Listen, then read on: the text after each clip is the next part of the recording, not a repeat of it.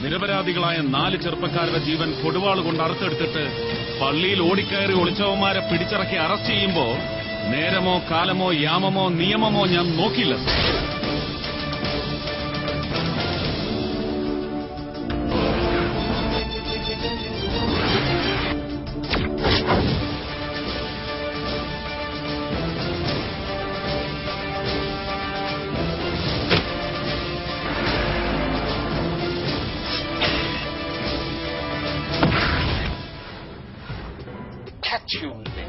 നിർത്തണം.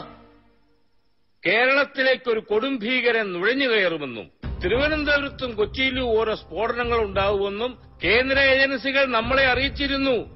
2 മാസങ്ങൾക്ക് മുൻപ് ആ ഫയലുകൾ പെട്ടെന്ന് ആഭ്യന്തര വകുപ്പിൽ നിന്നും അപ്രത്യക്ഷമായി. ഒരു നടപടിയും എനിക്കറിയാനായില്ല. ഇവിടെ ഇരിക്കുന്നവരറിയാതെ അത് സംഭവിക്കില്ല. എന്താ നടന്നതെന്ന് എനിക്കറിയണം. ഇനിയും ഏതെങ്കിലും കൊടും കുറ്റവാളികൾ ചോരക്കറയുമായി ദേവാലയങ്ങളിൽ ചെന്നൊളിച്ചാൽ അത് പള്ളിയാവട്ടെ അമ്പലമാവട്ടെ, ബൂട്ട് പുറത്തഴിച്ചു വെച്ച് ഉള്ളിലിരിക്കുന്ന ദേവനെ മനസ്സിൽ വന്നിച്ച് അവന്റെ കഴുത്തിന് കുത്തിപ്പിടിച്ച് ഇറക്കും ഞാൻ നിയമത്തിന്റെ സന്നിധിയിലേക്ക്. And that's my unflinching commitment to the law. അത് താൻ തന്നെ അറിഞ്ഞാൽ മതി. അവനെപ്പോലൊരു തീവ്രവാദിയെ എന്ത് വില കൊടുത്തും സംരക്ഷിക്കുന്നത് എനിക്ക് ജിഹാദിനോടുള്ള കൂറുകൊണ്ടൊന്നുമല്ല.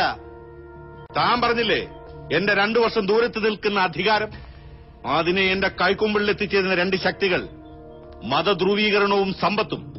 അത് 2 ഉറപ്പാക്കാനാണ് ഞാൻ ഈ കളിയിൽ തന്നോടൊപ്പം ഉള്ളത്. അപ്പൊ താനെല്ലാം കേട്ടല്ലോ. പരിധികളില്ലാത്ത അധികാരം കൊടുത്തിറക്കി വിട്ടിട്ടുള്ള എല്ലാ ഉദ്യോഗസ്ഥന്മാരും മുഖ്യമന്ത്രിമാർക്ക് ബാധ്യതയായിട്ടുണ്ട്. അതാ ചരിത്രം. തനിക്കറിയാവുന്ന കാര്യം തന്നെയാ, എന്നാലും പറയുക. I am sitting on a shaky chair. താനായിട്ട് തള്ളി താഴെ ഇടരുത്. തന്നെ ഞാൻ വിശ്വസിക്കുക. താടി വെച്ചവരെയും തലയെക്കെട്ടുകാരെയും കാണുമ്പോൾ നിനക്കെന്താടാ ഇത്ര ചൊറിച്ചില്? നിസ്കാരത്തഴമ്പുള്ള ഏതൊരുത്തരെയും ദേശവിരുദ്ധനെന്ന് മുദ്ര കുത്തുന്ന നിന്റെയൊക്കെയും മുൻവിധിയുണ്ടല്ലോ, ദ മോബിഡ് പാരനോയ. അതാണ്